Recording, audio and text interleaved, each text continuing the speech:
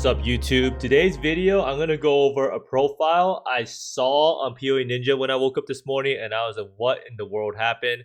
How is it possible that a Berserker is actually number 1 or number 2 overall and number 1 overall for Int Stackers? Because most people, when you look at the damage, right, or you look at what's it called, Int Stacker, you never think that this guy is gonna be playing Berserker, which is just incredibly weird. So we're gonna go check that out, see what's actually going on. But like I said before, the profile is a Berserker. It's around 531 million DPS. I saw. If you actually look at it here, it's 531 million DPS. So I actually imported the character over. I'm gonna go over why the damage is so high, and if the person's actually cheating and what they're actually doing to get so much damage. And maybe they're just playing Berserker because you can be a Marauder and have a big brain helmet. And the person has quite a bit of int, right? He has 2374 int. So it's not the dumbest Berserker. It's a pretty smart Berserker, but we're going to see why exactly Power Siphon does so much damage and what's going on. So first off, why Power Siphon? Now, Power Siphon is kind of an incredibly good damage ability in that it has the shotgunning potential of Barrage. It has the extra projectiles.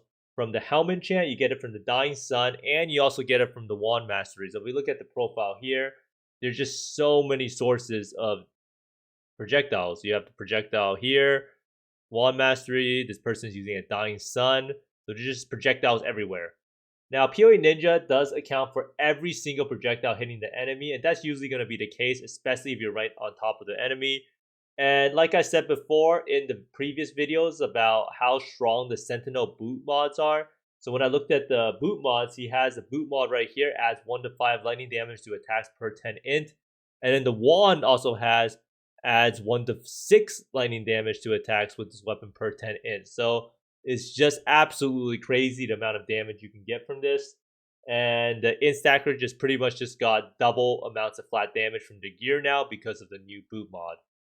Now, I had to ask this question myself, like, why would any idiot be choosing Berserker to play as an ascendancy? Berserker will always be the highest damage ascendancy for any attack build that lacks attack speed.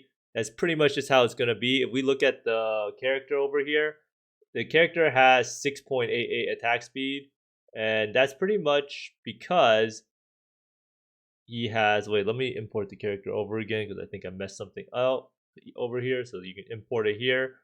So you can see 6.88 attacks per second, which is pretty high. If you look at most Int Stackers, when I saw it on Ascendant or Occultist, it has around 3 attacks per second. So it pretty much attacks double the speed.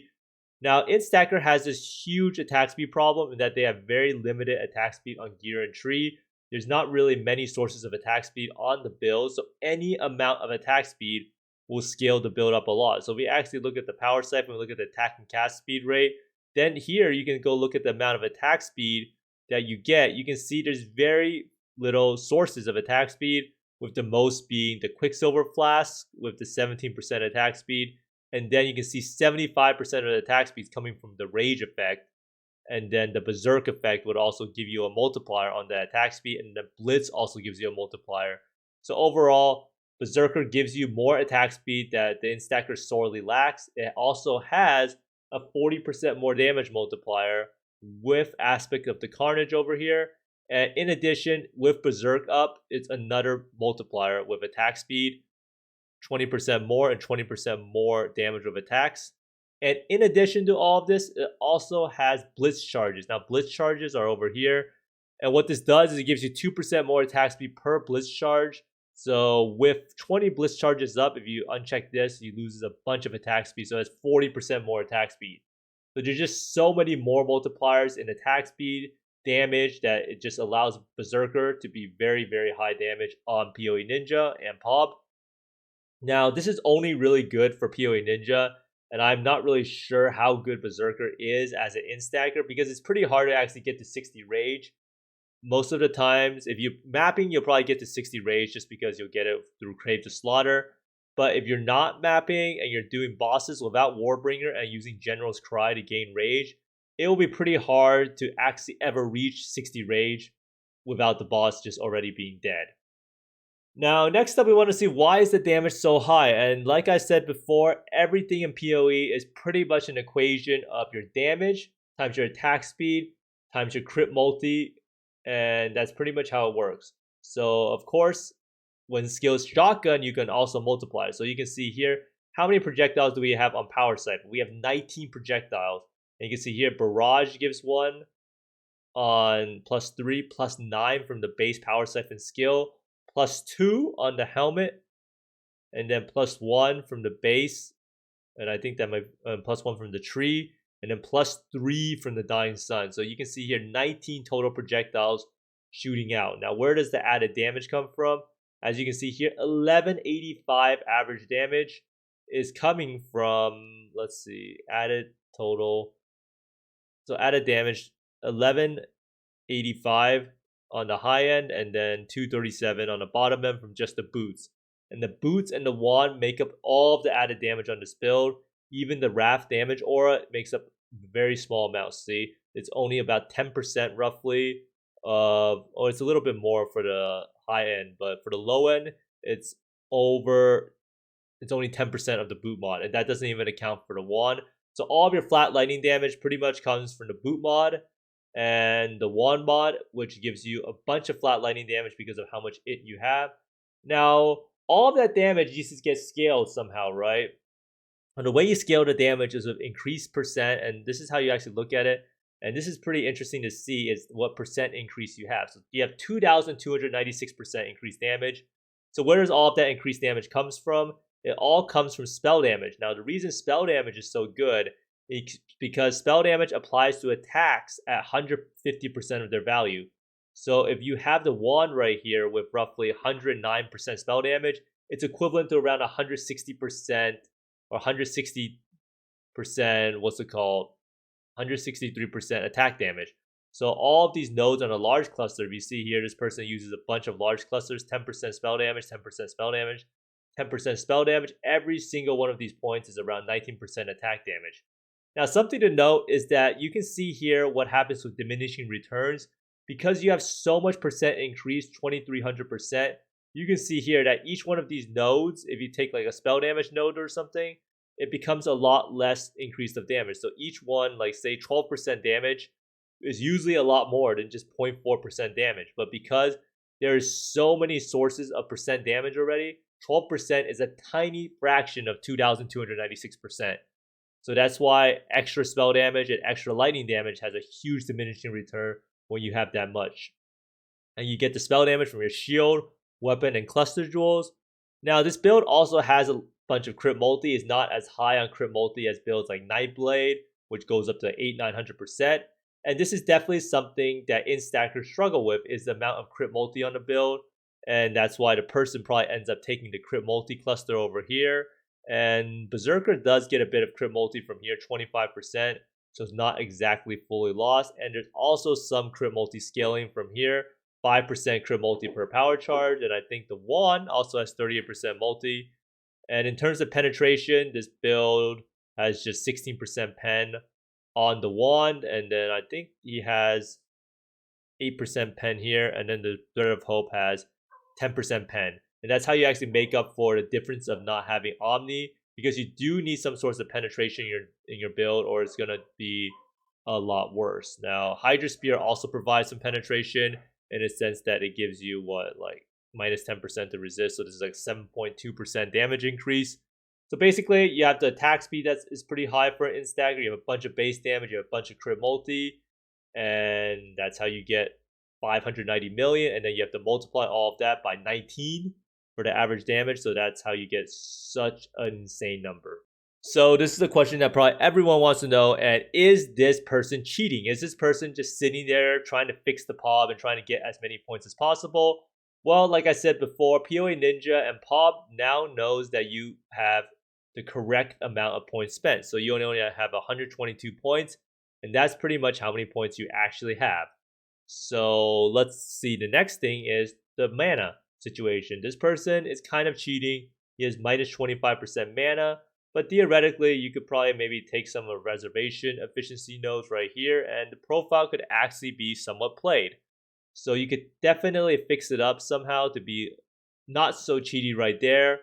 And something to note next is you have to go look at the skill gems. Is there skill gems that are just put in to trick PoE Ninja, and yes, this person is a tricky bastard.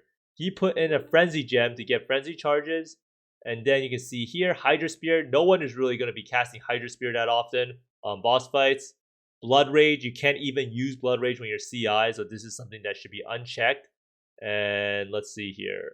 There's not really that much else. So basically Frenzy Charges. I mean, technically you can Frenzy the boss and get Frenzy Charges, so that's not too bad. And you can technically also cast Hydra Spear on the boss fights, so let's just leave it in. But basically, oh, he has Onslaught in. Well, Onslaught's kind of cheating. He pretty much just put Onslaught Gem in to get Onslaught on the config. So let's turn that off. And let's see, there's not really that much more on the POB. So if you take everything out, it's still a 500 million DPS profile. Now, the biggest thing I think that this is kind of fake is definitely the fact that it's hard to actually get this amount of rage at the start. You can't really start the fight with 50 rage, and by the time you build up to 50 rage, the boss will be dead.